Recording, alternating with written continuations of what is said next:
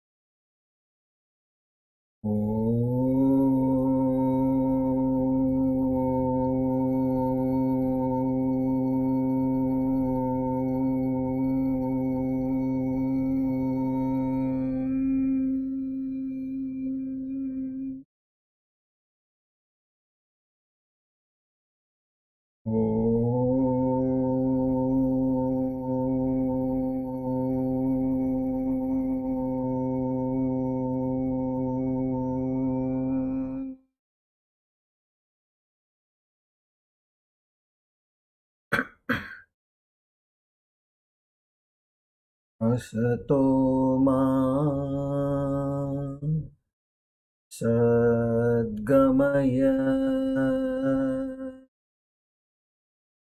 tamaso ma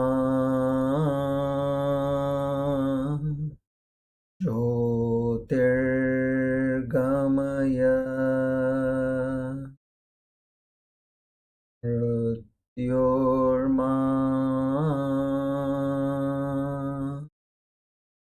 Rutam Gamaya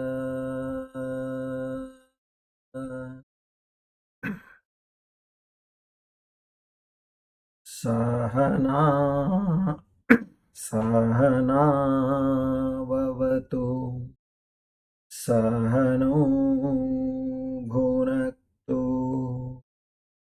Sahaviryam Karavavahai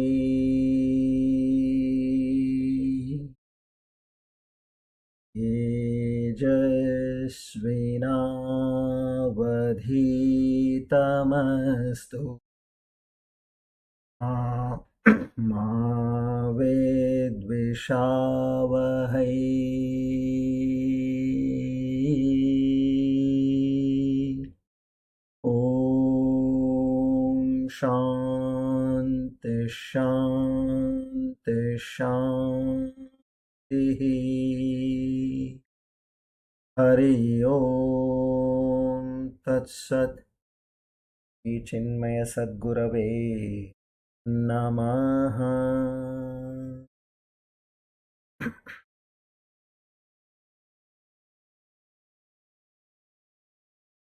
O Lord, the Almighty, the Omniscient, the Omnipotent, who also has the divine names Mahaddihi, Ruddhaha, to such a divine Lord, together with Shraddha, Bhakti, Vairagya, Prapatti, we offer our humble salutation, filled with obeisance, to seek your grace, your mercy, your blessings, your love, your compassion, your strength, your forgiveness. O Lord, bless us with the divine qualities of Shraddha, Bhakti, Gnana, Vairagya, Prapatti, Mumukshutva, only and only to understand thy true nature and have the first-hand experience, aparoksha anubhuti, right within, in this very lifetime. We beseech in you that at the end of our lives, we reach thy holy feet. Oh, that's it. Today, by the grace of the Almighty and the blessings of the Guru Parampara. We are on our Divine Discourse number 342 on the 25th of July 2000. Shobhana Kritnama Samvatsara Dakshinayana Varsharutu Adhika Shravana Masa Saptami Chitta Nakshat Siddhi Yoge Vanijakara. On this auspicious day of Tuesday and the auspicious time of the evening, we all take an oath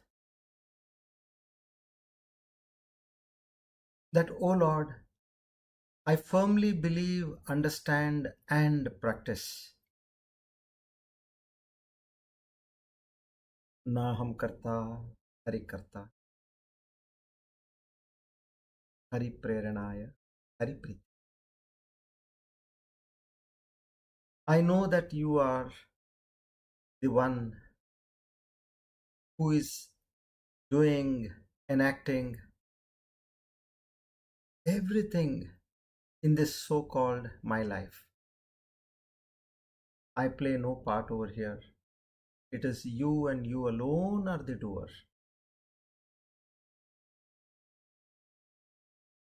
Every situation, every incident, every circumstance, every occasion, every happening is all happening your command, will, and I completely trust your moves. I surrender to you, accept every situation without the kartrutva bhoktrutva bhava, without the aham bhava. And I know that you and you alone are the doer. And here and there, if at all, for some reason, the I factor comes in, I say, I accept with the prasada buddhi and lead my life with peace, tranquility, firmly established in thy supreme self. Our humble salutation, the entire Guru Parampara. Om.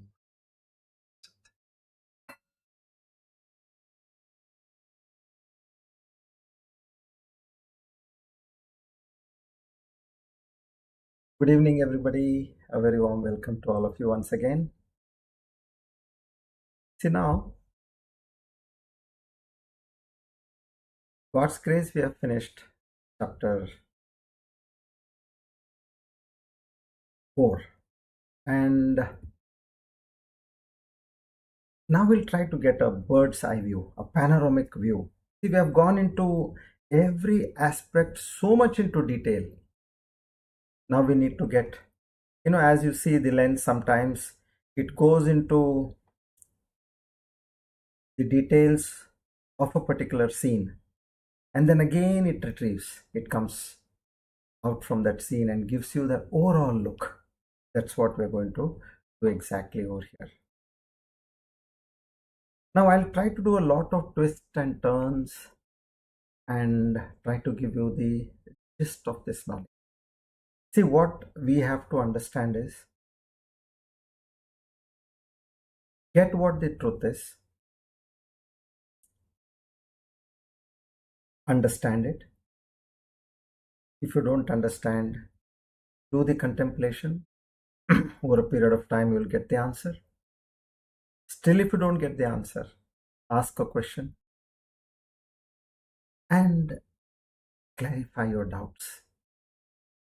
And once you have clarified that doubt, stay established. That's what we do. So why these twists and turns? Why this panoramic view and a microscopic view is only to ensure that from no angle we have missed on something which we were supposed to get over. That's the only reason.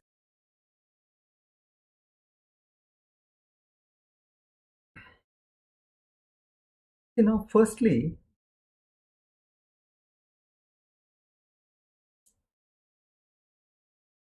in all the 18 chapters of the Gita,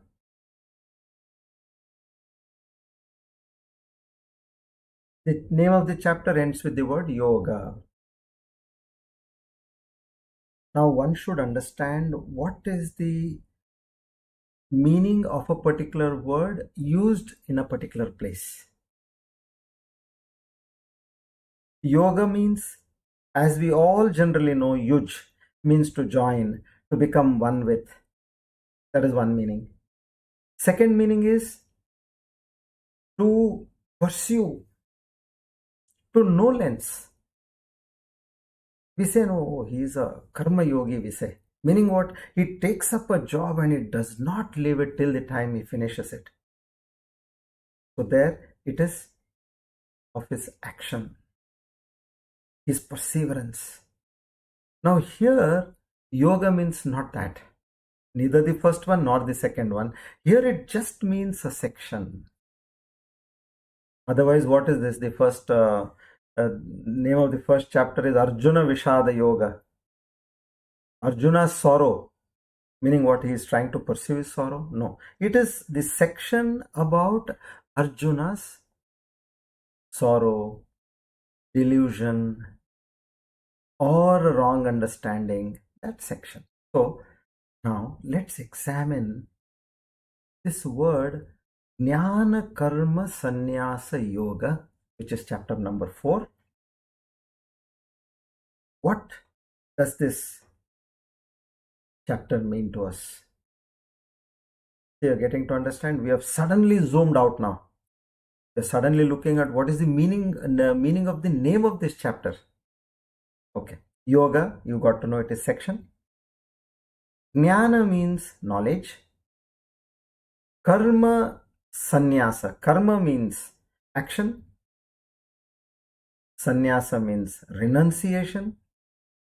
So this is about knowledge, action, renunciation section. Okay. Now, here, sannyasa means, it has got different meanings again. Now we'll talk about 3 important meanings of sannyasa over here. And remember, karma sannyasa is one word over here. Normally, what anybody would understand is that karma is different, sannyasa is different. No, karma sannyasa is one word. What is the meaning of this? Renunciation of action. Because karma means action and sannyasa means giving up, renunciation. So the 3 broad meanings we can get over here is, one is a person who has taken renunciation with respect to his lifestyle. He has given up his rituals. He was given up all his normal activities. He doesn't have any responsibilities in life. Like if you are a son or a daughter and you have responsibility towards your parents, your in-laws, although you are unmarried, then you can't run away from that responsibility. So a person who has, where let's say the in-laws or the parents, they welcome you to give up your responsibilities and say, yes, you are fit to pursue the spiritual path. And in that case, what happens? Now you have given up all your normal activities. And then what is your state? You're depending on others even for your basic lively needs. For your livelihood, you don't have any means or source of finance. And your only and only aim in this world, in this life, is pursuit towards God realization. You're engaged only in that God realization. This is one part, which is with respect to the lifestyle. He has given up. Okay, sannyasa. Karma, renunciation of activity. Second way of looking at it is, where we have studied in chapter 3. In chapter 3, Karma Yoga, renunciation of raga and dvesha. I want this, don't want. Our entire life is based only on the I want, I don't want. What I want, I run after what I want. And what I don't want, I run away from what I don't want. But actually what happens in life is the reverse happens. So renunciation of raga, dvesha means in any activity, you have either of these two qualities. So Lord Krishna says, if you want to be peaceful, give up this raga, dvesha. And what do you bring in? You bring in bhakti. You bring in your dharma, where it says, whatever I'm doing it for the love of. You have no own agenda over here. It's all God and God alone. So with this, what happens automatically, even giving up of the results is also not there, because you are no more, you have given up your agenda. I don't have any agenda here. You go to a friend's place and suddenly shocked, array, without notice you came, what happened? You say, I have no agenda. I just wanted to see you. I wanted to say hi to you, hello to you. I've come, that's it. I have no agenda in my mind. So here it is. Just that love of God is that agenda. There's no personal agenda. Now the third one is very important. Renunciation through knowledge. Deeper understanding. How this person has renounced. He is living a normal life. He can be living a householder life. You see that person absolutely in line with the modern trends. There's no compromise on his external appearance. But what he has done is, he knows that the Atma as the non-doer, it is only this Jiva Bhava which is there. As per its prarabdha karma, is the doer. Me, the Atma, with that knowledge, he has gained that knowledge now. He knows I am the Atma, and Atma is Akarta. Who is the Karta and Bhokta? The Jiva. This knowledge he has got. So renunciation of all the activities through knowledge. So here, Gnana Karma Sannyasa has to be taken as one word. As we took in the first two cases as Karma Sannyasa as one word, here we have to combine Gnana Karma Sannyasa as one. He has renounced everything with the help of knowledge.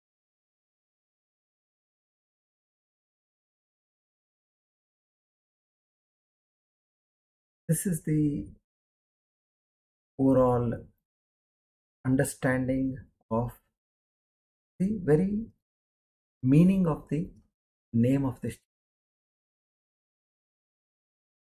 Now, this Gnana Karma Sannyasa Yoga, which translates to the yoga of knowledge and renunciation of action. What exactly Lord Krishna is trying to do over here? He is imparting knowledge to Arjuna about the eternal nature of the soul, that is the Atma, and the importance of performing actions without any attachment, meaning without any raga and dvesha. There is no raga dvesha here.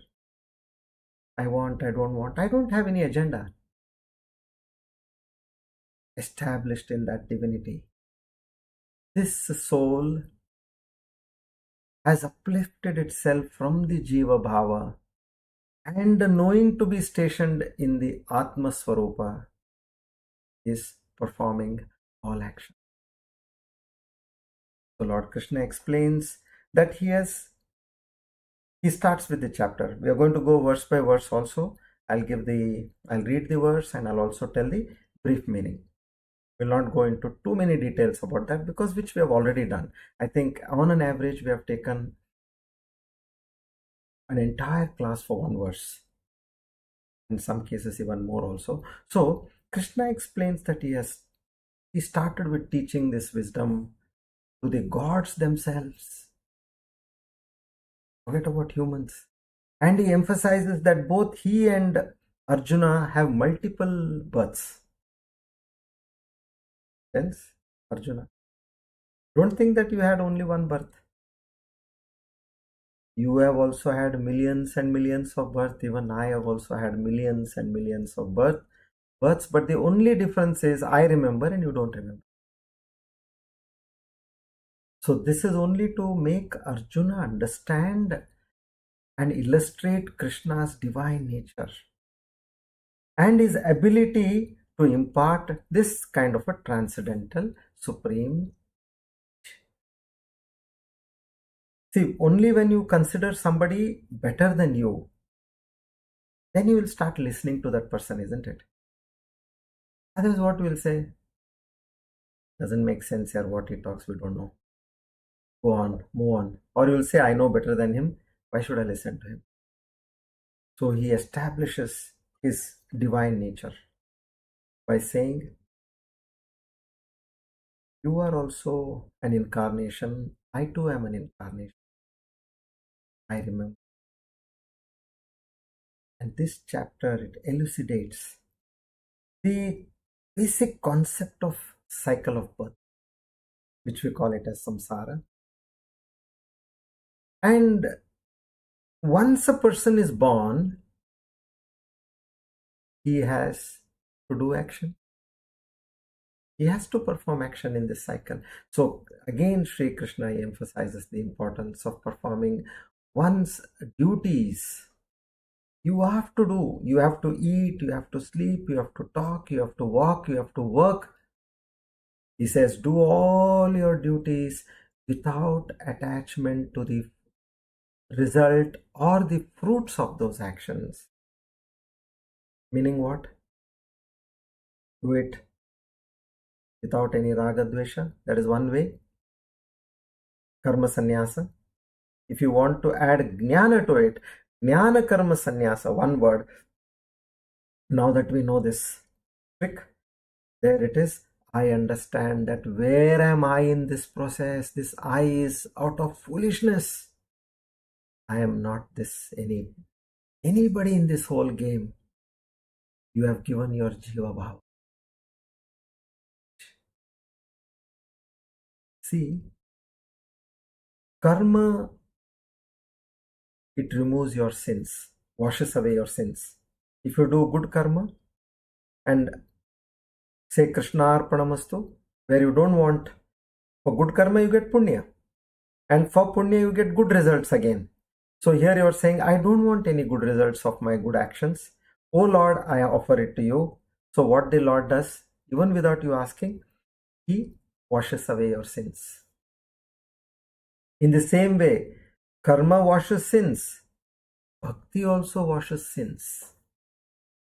Whatever sins you have got, by doing bhakti, by doing that in-depth, showing your in-depth love towards the Lord, you are washing away your sins. But what does Gnana do? Amazing job it does. The Gnana, it washes away the sinner himself. Where is the sinner? He is no more there. Forget about your sins being washed. The sinner himself is washed away by Gnana. Because that Gnana, it completely turns you from a jiva to a atma. So here Lord Krishna, he mentions the true essence of any action. It lies in offering it as a form of worship or you can say surrendering to a higher power without a desire of any personal gain, or this way the action becomes a means of spiritual growth towards liberation. So as Sri Krishna introduces the concept of the karma sannyasa, Gnana karma sannyasa, the renunciation of action, through this knowledge, he emphasizes that true renunciation is not about giving up external actions. No, no, no, you don't have to. You be a normal person. Whatever you're doing, you keep doing. But within, you have to attain a state of inner detachment. You are still engaged in the world, but be completely detached. What is the meaning of detached? No expectation. What all I do for this person, yeah. It's so much, And then you start giving a list of what all you did. And you know what this fellow did to me? And you have your complaint. Now, what happened in that process? You're constantly churning this in your mind. And when you meet somebody whom you know well, you start telling them, you don't have any better business to do in your life. This is how the mind, the Maya, pulls you down. Don't get into this trap. Don't have any expectation.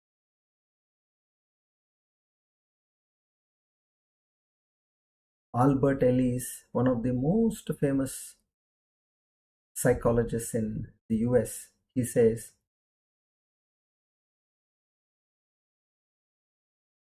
the road to hell is paved with the unrealistic expectations in life. What are these unrealistic expectations you have? They are like the pavers. Pavers are the fine, these stones which are there, which are nicely laid one next to each other, designed stones or a well-cut stone. It paves the way. Where? To where? To hell. So get out of this expectation. Be it anybody, be it, I'm telling you, as a grahastha, be it your spouse, be it your own children, be it your brothers, sisters, family members, anybody, don't have. And see how your life will change. You will suddenly start feeling, because this raga dvesha is gone. That is that karma sannyasa. The moment you do something, you already have made a list that this is what I expect from this person. I too had a lot of experience. As a common human being, a worldly human being, it's very normal. But then when you start learning and practicing, this is something which is killing me. It's not under your control. You don't know what they are suffering or what they are undergoing, but that expectation will continuously, it will ruin you. And one after the other, you will see people and you will say, what, this world is nonsense. Everybody is like this. You start complaining. There is the root problem now. Root cause is that your expectations, the root cause, your desires are the root cause for your misery. So this chapter, it concludes with Arjuna, with Krishna urging Arjuna to cultivate this knowledge, renunciation, and perform actions as a form of worship to attain self-realization. This is one very unique chapter where it has the aspects of karma, it has the aspects of bhakti, it has the aspects of Raja Yoga, and also it has the aspects of Gnana. So the primary importance of this chapter is performing actions without any attachment. Attachment means understand, expectation. So you mean to say, if I perform actions without attachment, then there is no love? I said give 100 what? 200% love. But when you give your love and have an expectation, that becomes attachment. Give all your love, shower your love. No expect. You know this person? How many times he has come and had tea in my place? Not even once he has called me to his place. Now, what is this? Attachment. You're expecting something from someone. Don't. He says so. Understand the eternal soul, nature of the soul. Don't waste your time in these, because you will be, if you get into this practice, you will be continuously swirling into this whirlpool of raga, dvesha, krodha, bhaya. Focus on that eternal nature of the soul. Seek knowledge, this gnana, paramatma, as a means to spiritual growth. And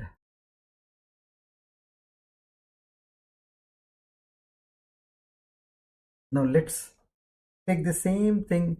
I'll tell you in a story form. Okay. But we need to get the hang of this. Understanding details is one aspect. Now, knowing the macroscopic meaning of this chapter. That one or two takeaways that should do the magic for you. So the story goes that once there was a young businessman named Arjun who was completely confused and disillusioned about his purpose in life. Most of the time he felt lost, uncertain, unsure of how to navigate the challenges that lay ahead of him. So he says, I need to seek guidance. And normally what happens is, when you get into such kind of a situation, you go to a psychologist or a psychiatrist, depending on this. But here he says, look, mind-wise I'm good enough. Let me take guidance from, he knew a compassionate guru whom he called as Gurudev. He says, let me go and tell Gurudev my problem. Gurudev was staying quite far away. So he decided, he goes, he prostrates before Gurudev and he tells him whatever his inner turmoil was. Now, Gurudev, understanding Arjun's predicament, he knew, because this is a common phenomenon. He smiled at him gently, said, come, my dear Arjun, I believe whatever you are expressing now, they all lie in the 4th chapter of the Bhagavad Gita. So this 4th chapter of Bhagavad Gita, it holds answers for all your questions. Come, I'll tell you. I says, please sit down. Now this intrigued Arjun. He sat down at the feet of the Guru, and there the Guru started telling him a story. So as we say, you have a dream, and in a dream you have another dream. So this is a story, and in that story there is another story. So the Gurudev narrates there are two childhood friends. One is Ravi and one is Keshav. Ravi was a farmer who used to very sincerely, diligently toil his fields on a day-to-day basis. Work in the farm, in the field, from morning till evening. But his friend Keshav was adventurous and he was always traveling far and wide. Now, one day Ravi, who was a farmer, he was quite exhausted with his work. So he sat under a banyan tree in his farm and he began to ponder about what is the meaning of life. At some point when you mature in life, this is true maturity, not the physical body maturity. When your punyas have fructified, this question comes to you: what is the meaning of life? Who am I? From where did I come? What is the purpose in my life? All this. So he was thinking about that. Coincidentally, Keshav, who had gone on a long trip, his very dear friend, he just returned from a distant land. He spotted Ravi and said, come, sit here. It's quite cool and breezy. come sit with me. Then Keshav started sharing his adventures. I had gone to this place, I had gone to this place, so and so place in the mountains. Deep in the mountains, there I met several wise sages. And I must tell you, one sage who was marvelous, who impressed me to the core, and he imparted me divine. All the more it intrigued. He asked, tell me, my friend, what is that secret? In fact, I must tell you, I was just thinking about that only. What is that secret which can take me to a fulfilling life? How and where we can find the true purpose and true happiness in one's life? Now, Keshav knew the way his friend Ravi reacted to this. He knew that, yes, he's too keen. Sometimes you want to pull your friend's leg. You start diverting the topic. You start telling something else. In Himalayas, it was so cold, and there somebody gave me some hot tea, and they made some nice rotis for me and all. No, don't tell me all that crap. Tell me what is that where we find true purpose in life. Keshav.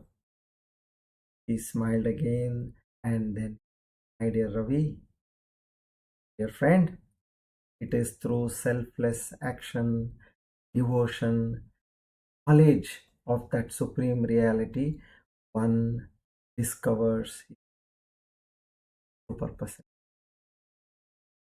We must understand that we are not mere physical beings. We are not human beings in search of on a spiritual journey, but we are spiritual beings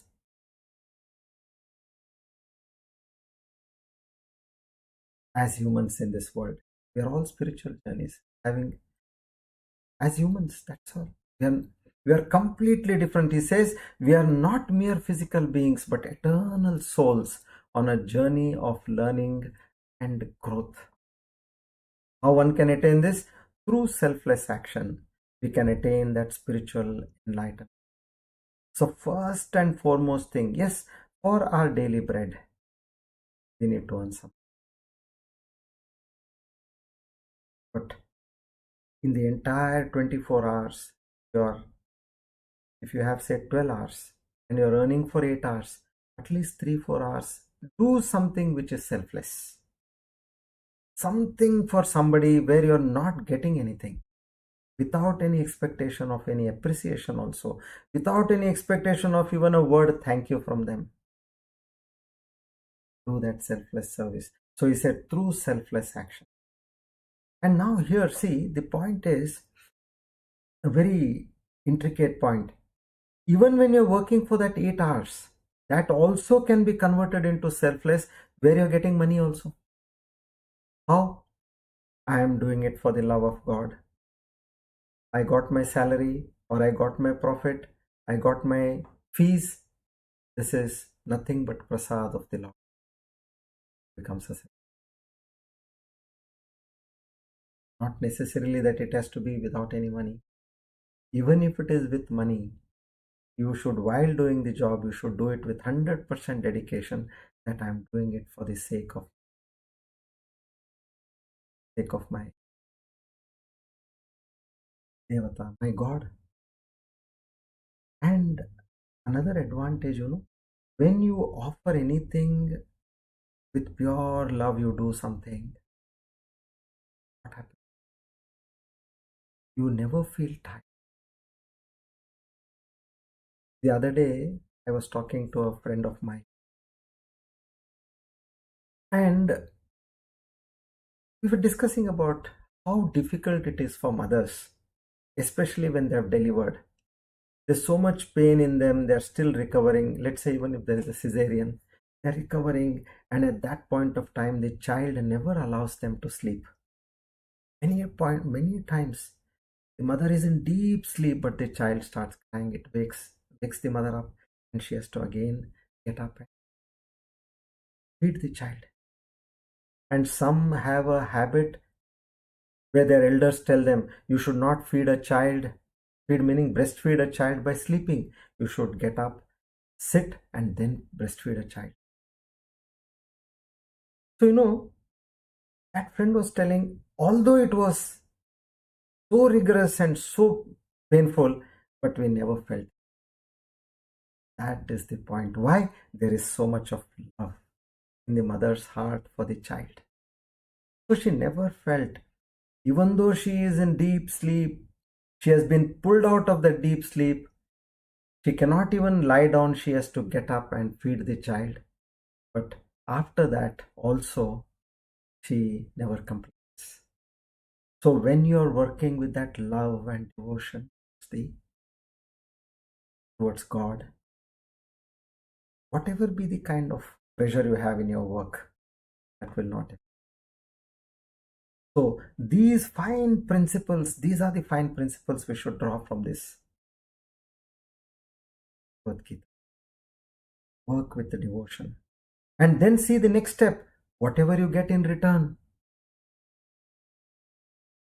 First of all, you've given away that expectation.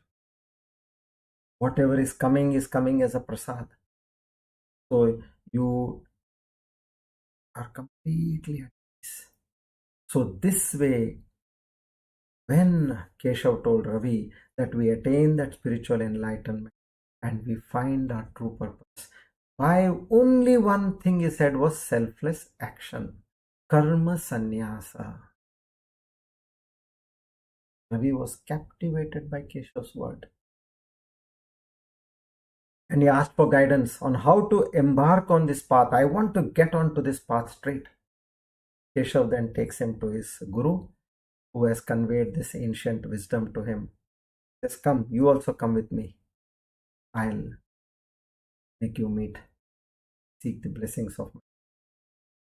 There he gets from this guru. Gurudev, he paused. Now remember, we are listening to a story which is in a story. So Gurudev and Arjun. Now Gurudev is telling Arjun.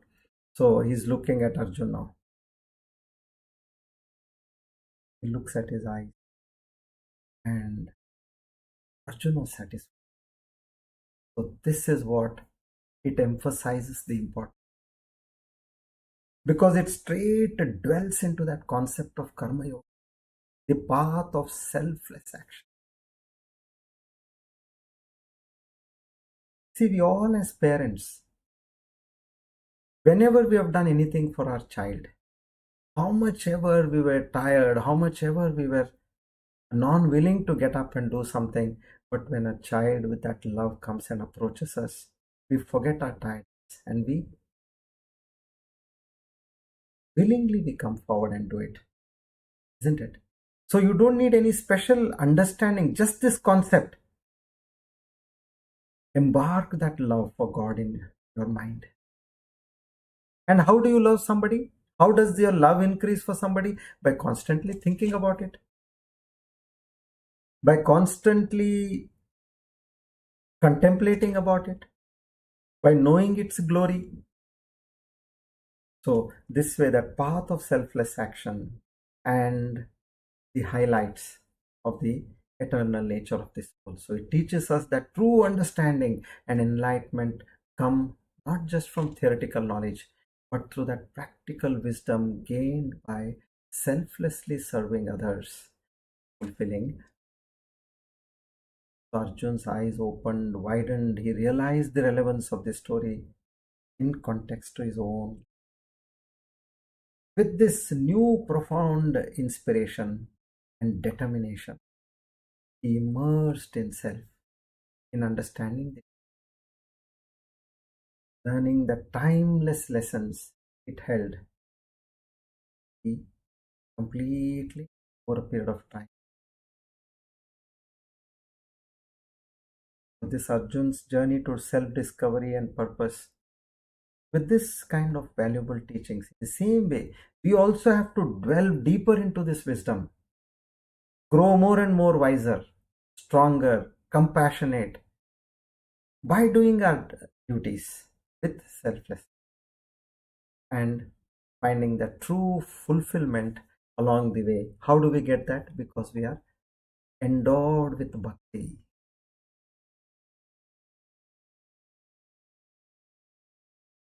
Now, you may feel, no, this is fine, but I am bogged down with too many problems in life. Tell you what kind of a situation I'm undergoing, I can't narrate it, but I am in chaos. Now I'll tell you from the worldly part of view, taking some good lessons from overall the Gita itself. I'm just narrating another story. So let's say once upon a time in a bustling city, there lived a person named Anand. Now, Anand was completely immersed in daily problems and chaos of life, feeling overwhelmed and exhausted. He was constantly juggling with his responsibilities, dealing with so many work pressures, family obligations, personal challenges, health issues. Now, one day, Anand met a yogi who says, "Come, don't worry, I'll teach you the principles of life, which can give you some inner peace and balance." Now, this is very important. I have construed it in such a way where it will really help you in terms of overcoming chaos, stress, and tiredness in life. So, intrigued, he decided I must give it a try. Now he starts applying. He learnt these principles. He starts applying these principles. Whatever he learnt, he wants to apply, but he feels like it's an impossible task. But he had that faith in that yogi. He had seen that spark in his eyes. And he said, undeterred, now Anand decides to take small steps towards incorporating these principles in his chaotic room. Now, the first principle, listen carefully, gratitude. So the yogi tells Anand, make it a habit to jot down 3 things for what you are grateful. Only 3 things. Be it every morning or be it at the end of the day, every night before going to sleep. 3 things, whatever you find yourself grateful. You have your own house, you write, oh God, I am grateful. I thank you. I have a roof above my head. I'm not going to be pushed out. I'm talking very simple things. You are able to listen. Oh Lord, what would be my life if I am not able to listen? I am grateful for having given me the power to listen. Somebody offered you a good cup of coffee. Say, oh Lord, somebody with love has given me a good cup. I'm grateful. So every day, whatever you see in your life, be grateful. Write 3 things. Now, what happens with this? The focus towards the positive aspects of life, it starts flowing. Now, what you have done, you have reversed it. You're always thinking of the negative aspects. If you want to enhance this positivity in your life, instead of 3, start writing 10. Instead of once in the morning or in the night, start writing morning and night. You can be grateful for so many things. Now, that's the beauty here. The mind starts working in a positive direction. It starts searching for all the good things you have in life. Hitherto, what it is doing, it's only searching the negative things in your life because you have made it run in that chaotic cycle. You'll reverse that now. Now, the second principle involved is mindfulness. What is that? Be fully present in the current moment. Now you're listening to me. Now, on the face of it, it appears that you're listening to me, but your mind should not be somewhere else. Observe how many times your mind has gone here and there. If it has not gone, then you're becoming a master in mindfulness. So Anand realized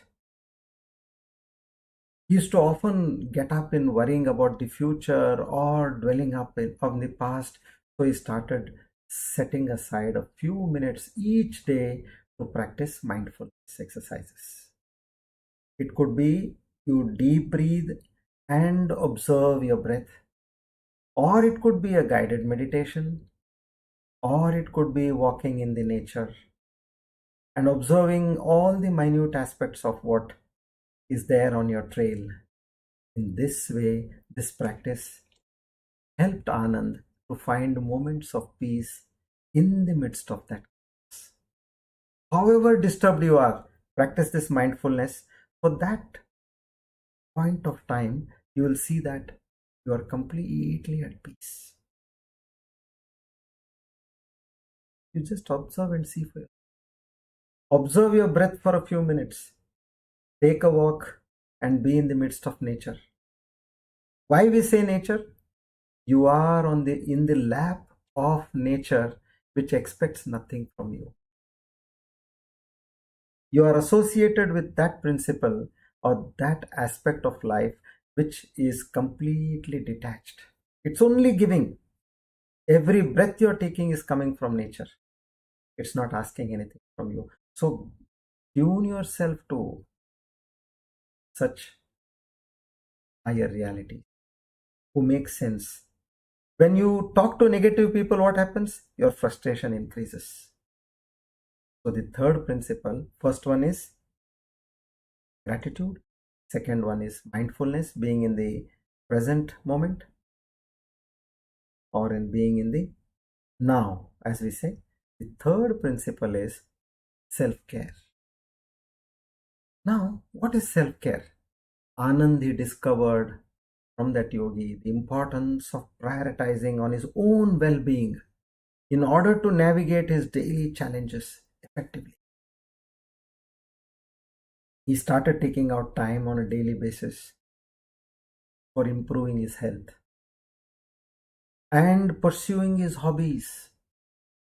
Now, you want to read, you want to say sing, you want to paint, you want to play an instrument, but your work schedule is keeping you so tight that you're not able to give time for yourself. So self care is nothing about giving time for yourself. By nurturing his own needs and passions, Anand found himself completely replenished. From time to time, he was better equipped to deal with the chaos around him. So this way, as time went on with this practice, Anand noticed there was a subtle but yet a powerful shift in his perspective. Despite the ongoing chaos of life, he began feeling completely grounded, humble, contented, and able to face all challenges or handle all challenges with grace. See the difference between a person who has these qualities, who is completely grounded, he will face challenges with grace. But a person who doesn't have these qualities, he will be facing challenges but with groaning, yelling, and creating a chaos in the entire place, shouting. So, this way, Anand created a sanctuary within himself, safe space where he could find moments of silence, tranquility, joy, and profound depth in terms of strength to face external circumstances, negative circumstances. So, this is the three principles which we can immediately add on, and which will, even though we are moving on the path of spirituality, the principles will add a lot to take you forward and give us that strength, understanding of what we are actually. So now I made certain points on the chapter 4, which I will call it as takeaway. What are those number of points? There are totally, I made about 14 points. So number one is this Gnana Karma Sannyasa Yoga. It talks of the greatness of this Divya Gnana, the supreme knowledge. And two, Lord Krishna says it is given to the only deserving souls. He says it is Gupta. Gupta means secret. What secret? Everybody gets to listen to Gita, everybody gets to read the Gita, but still why he says a secret? He says secret because everybody cannot understand. Even if you tell them, they will not understand. Only the deserving souls will be able to grasp this knowledge. And the third one, he says, the first time where Lord Krishna, he reveals to Arjuna his identity. Till then, Arjuna only knew him as his friend and his brother-in-law. And then he tells Arjuna, whenever there is a decline, number 4, in dharma I show up. 5, he says, those who understand me do not take birth again. This is the promise. This is the assurance Lord Krishna gives. Understand me meaning what? Understand yourself.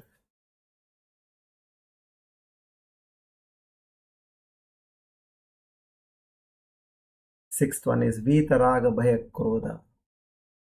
Get rid of all these and you will understand me. And then he talks about the 4 varnas. How he has created the 4 categories of people. Brahmana, Kshatriya, Vaishya, Shudra. He talks about them. Then he talks about a great knowledge again is the secret of karma and akarma, sakshi bhava, drashta bhava, where it is possible only through inaction in action. And the next point, number 9, he talks about the advantages one can get by practicing all this in worldly life, which I just now mentioned, from these qualities. And then how one can be free from. Although you are doing karma every moment, but you are seeing inaction, although you are in action, free from karma. Then he finally talks of the 12 yajnas, the 12th yajna, which is the culmination, Brahmarpanam Brahmahavihi. He says everything is God and God alone. He reveals his great secret. And to reach that 12th stage, he talks about the types of yajnas. How many yajnas we have? All the 11 yajnas, culmination is Brahmarpanam Brahma. Then he says, oh, this is fantastic. Now, how do I get this knowledge? 13th point, he says, how to approach a guru. And in the 14th point, one of the important aspects in this chapter is, you may be the most immoral sinner. Amongst sinners, you may be the worst sinner. Okay. But how you can still cross over this samsara. Very great assurance is given to a devotee who has resolved to establish himself in the Lord. He says, whatever you are, whatever you have done in your past life, but if you have resolved to reach me, it is my duty to take you there.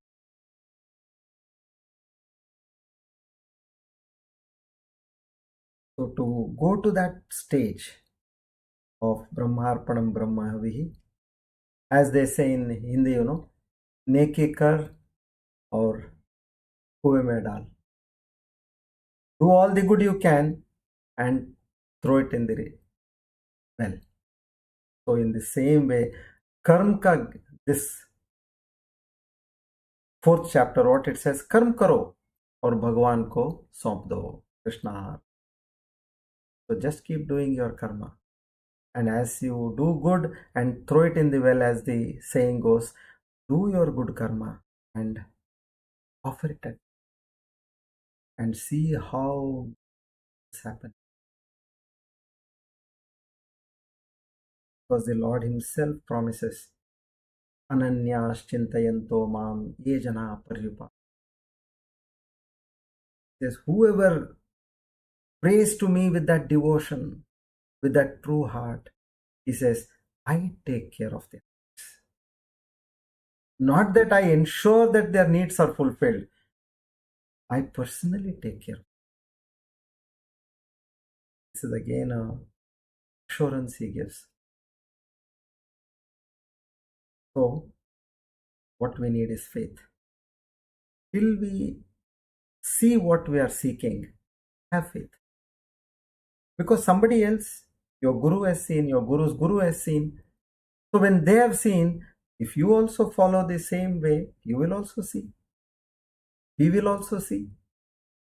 So that way, with that renewed faith, if one moves forward in life, then we all can reach that supreme reality. And while we are living, come what may, whatever be the chaos around, you will be at peace. Let anybody say anything about you, nothing will disturb. Let the situation go topsy-turvy against you, you will still be peaceful. What more you want in life? There can't be anything greater one can achieve in life. What is the point of having millions and billions and being so unrestful in life? To eat, you need to take a pill. To sleep, you need to take a pill. For your bowel movements, you need to take a pill. What is it?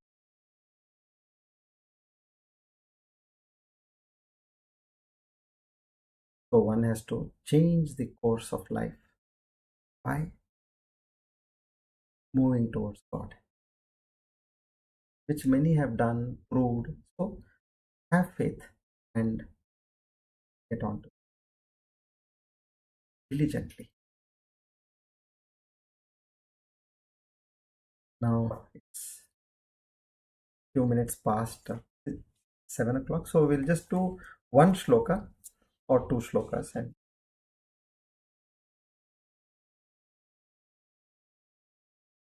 Sri Bhagavan Uvacha Imam Vivasvate Yogam Proktavan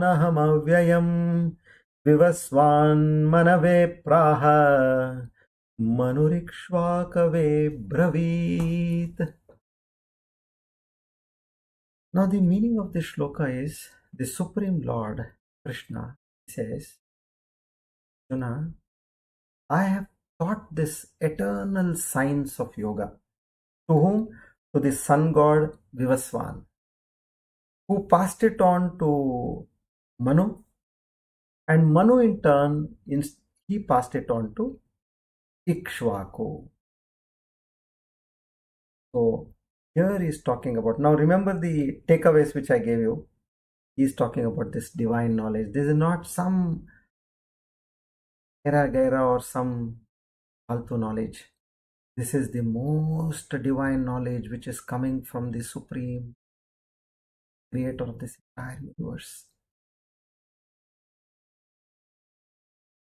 After having spoken about the glory of this knowledge, he further continues. Evam parampara praptam imam rajarshayo viduhu sakale neha mahata yogo nashta parantapa.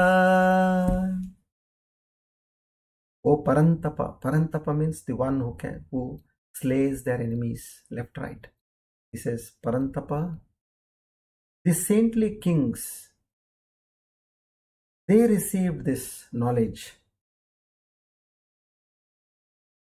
as a tradition. From one king to another king, from that king to another king, their lineage.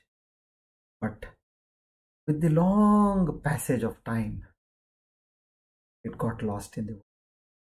Somewhere, somebody, he did not pay much heed to this, and it was not passed on. Having spoken of the divinity of that knowledge, yes, if it is so divine and if it has been coming from the Supreme God to these great gods again, then what happened? It got lost. How? one king to another king, somewhere it got. The third verse. स एवायं मया तेद्य योगः प्रोक्तः पुरातनः भक्तोऽसि मे सखा चेति रहस्यं हेतुदुत्तमम्. In this third stanza he says, this ancient knowledge of yoga, which is of course a supreme secret, he says, I am revealing it to you today. Why? Because you are my friend. Not only my friend, you are also my devotee. And I know you have the capacity to understand this transcendental wisdom. Transcendental wisdom means moving from the jiva bhava to the paramatma bhava. Arjuna gets a doubt. See, I told you this is the first time where Arjuna is coming to know that this Krishna whom I used to, I used to put my hands around his shoulder, I used to punch him, I used to make fun of him, I used to flick things from him, my childhood friend. He is talking about what? Surya Bhagavan, he gave him this knowledge. I know he is born along with me. What is this he's saying? So Arjuna asks a question now. Arjuna uvacha aparam bhavato janma param janma vivasvatah katame tadvijaniyam tvamado proktavaniti. This is the fourth verse. He says, you were born, Krishna, you were born much after Vivaswan. How am I to understand that in the beginning you gave this knowledge to Vivaswan, who is crores and crores of years before you were born? Makes sense, isn't it? Suddenly now if your friend says, I heard this from Lord Surya. Lord Surya is 5 billion years ago. How did you hear from Lord Surya? I know you from childhood. Huh? What we say, kya fake raha hai, we say, no? But Arjuna didn't say that. He had that respect for Krishna. So he says, no, please tell me, I don't understand. Then Krishna says, Shri Bhagavan Uvacha Bahuni me vyatitani Janmani tavacharjuna Anyaham veda sarvani Natvam vetya parantapa. Now here he clarifies. Both you and I, we had many births, millions of births. You have forgotten them, while I remember all of them. So that's how he clarifies that. He now gives his divine nature. He reveals. And he says, because I am divine, I am able to remember whatever has happened in, say, 10 million years ago, 10 million lives ago. You can't even remember. None of us remember.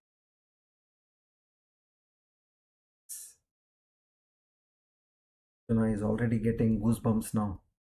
My God, who is this? My friend and brother-in-law. What is he talking?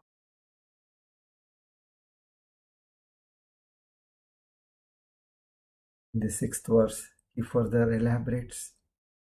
Ajopi sannavyayatma bhutanim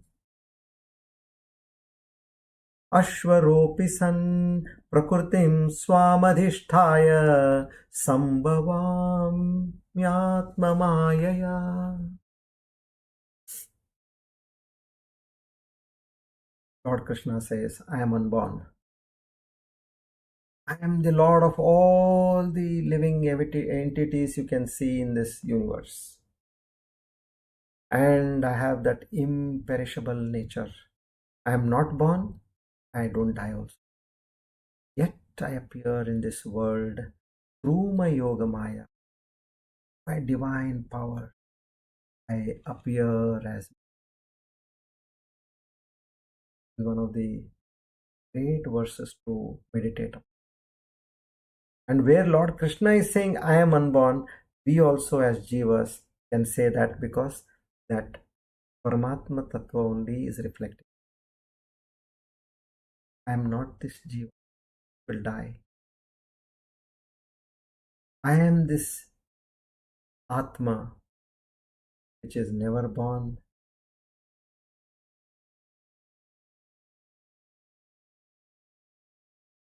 So now we'll take up all the rest of the verses. And if anybody has got any doubts, now this is the time where we can clarify during this revision of this chapter. So please send us your doubts by a recorded message or by a WhatsApp. Anything is, we'll take up the. Thank you.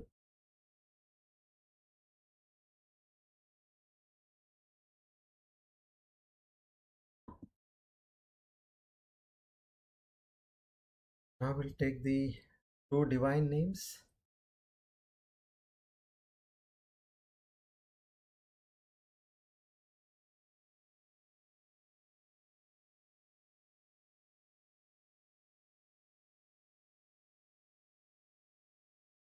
Verse number 38. Divine name number 350 and 351. पद्मनाभोरविन्दाक्षः पद्मगर्भशरीरभृत् महर्दिरुद्धो वृद्धात्मा महाक्षो गरुडध्वजः. Mahardiriddaha. These two names we are taking. Mahardihi. One who has great riddhi. Riddhi means prosperity, and these two, prosperity and power, together is called glory, Aishwarya. Thus, the term means one who has, by his very nature, glory always and ever with him. He is called as Hardihi. Not just Riddhihi, but Mahardihi, greatest of the greatest glory he has. Now, Riddha, 351.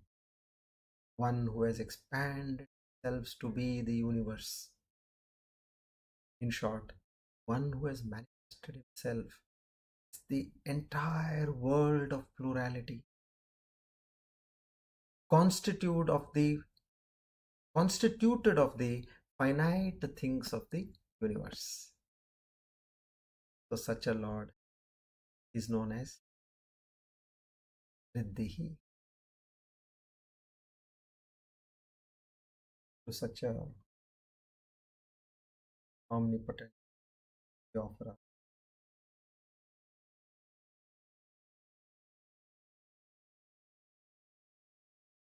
Let's chant the Dhanvantari mantra.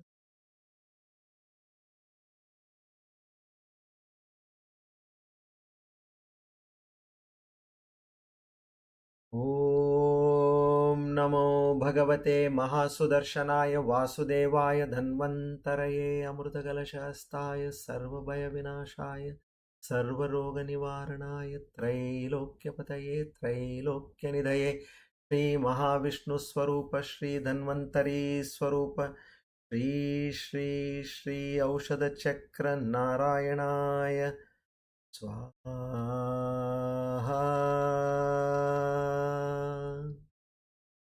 Om Namo Bhagavate Mahasudarshanaaya Vasudevaya Dhanvantaraye Amrutakalashahastaya Sarvabhaya Vinashaya Sarvaroga Nivaranaya त्रैलोक्यपतये त्रैलोक्यनिधये Shri महाविष्णुस्वरूप Shri Dhanvantari स्वरूप श्री श्री श्री औषधचक्र नारायणाय स्वाहा।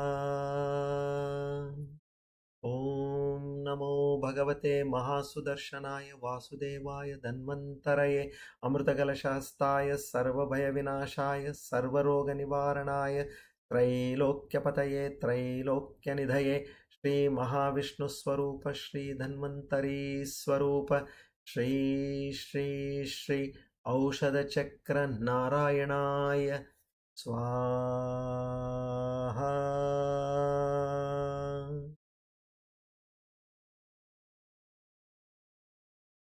We offer our humble salutations to Lord Dhanvantari and beseech him to grant us health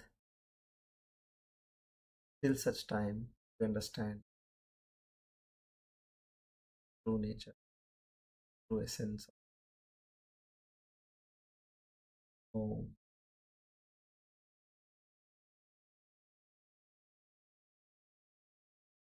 Let's do the Sakshatkara Siddhi Yoga Dhyana. First, let's do the pranayam. Prepare our mind for better focus on the principle of 1:4:2.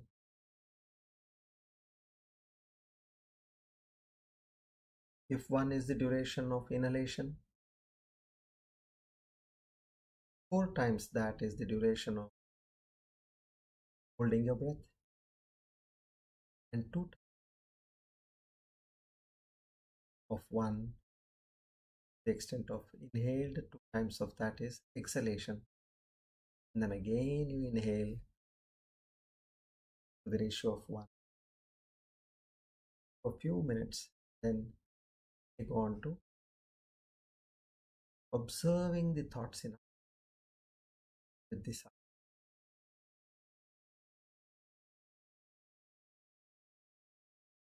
Yourself comfortable, straight and erect, but relax. Relax your forehead,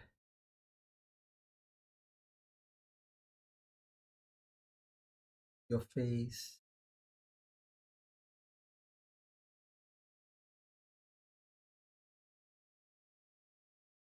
your neck,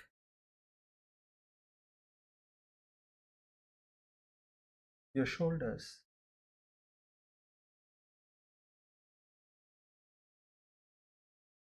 your upper body, and your entire body.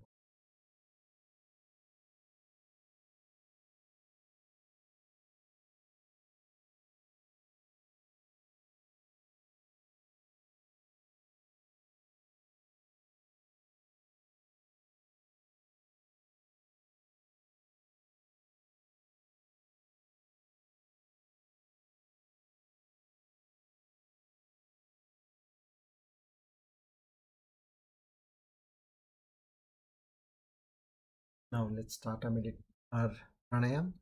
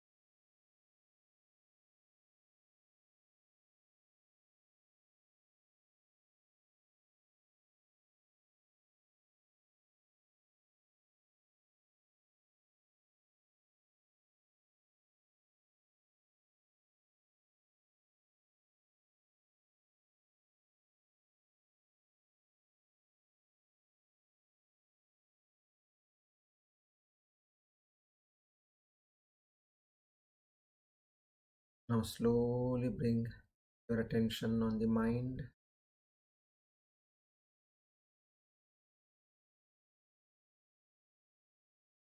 Observe the thought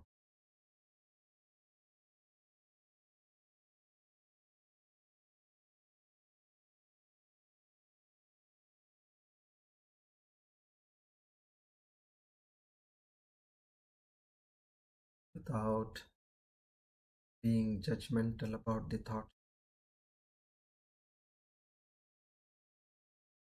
Completely ignoring it.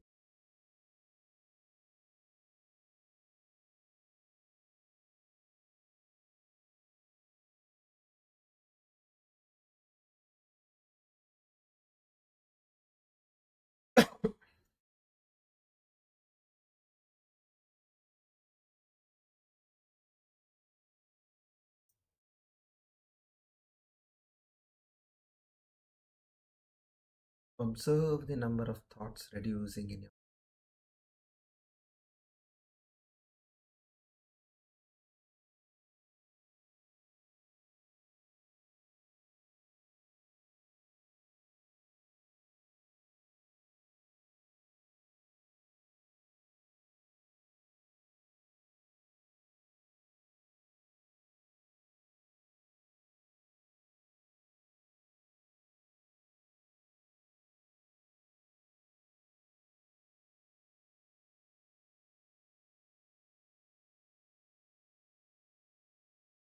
You're able to slowly see a reduction.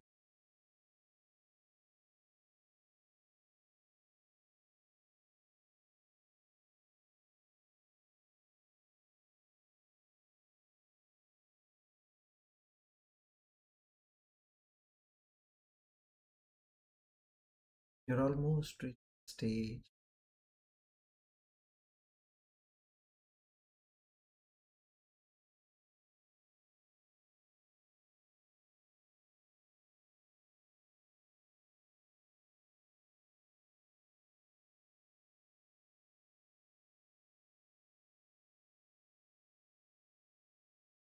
although you're able to listen to various sounds around you, but you see that your mind is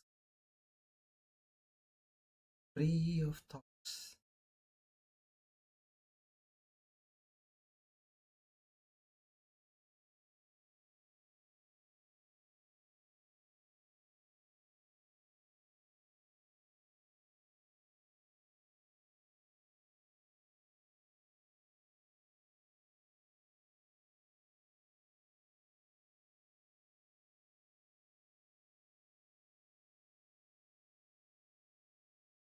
Slowly bring your attention to your breath.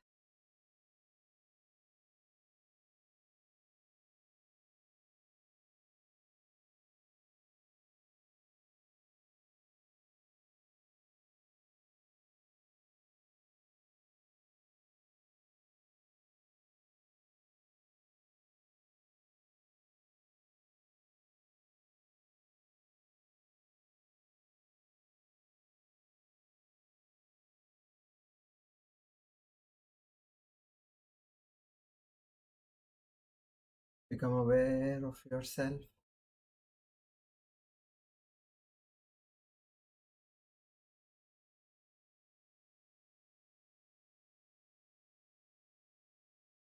Become aware of where you're seated.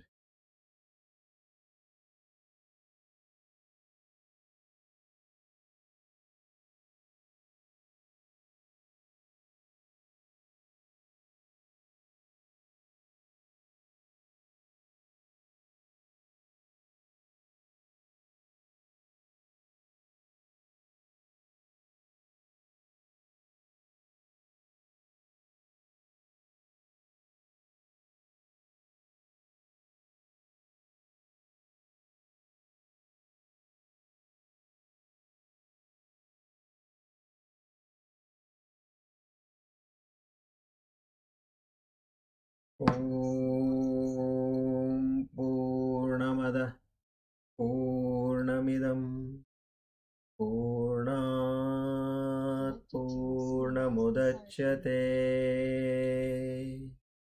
पूर्णस्य पूर्णमादाय पूर्णमेवावशिष्यते। ॐ शान्ति शान्ति शान्तिः। हरिः ओम्। श्री चिन्मय सद्गुरवे नमः। Rub your palm. Place them on your eyes.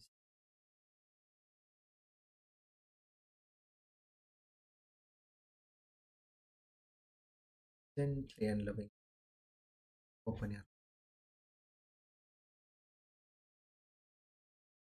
Together,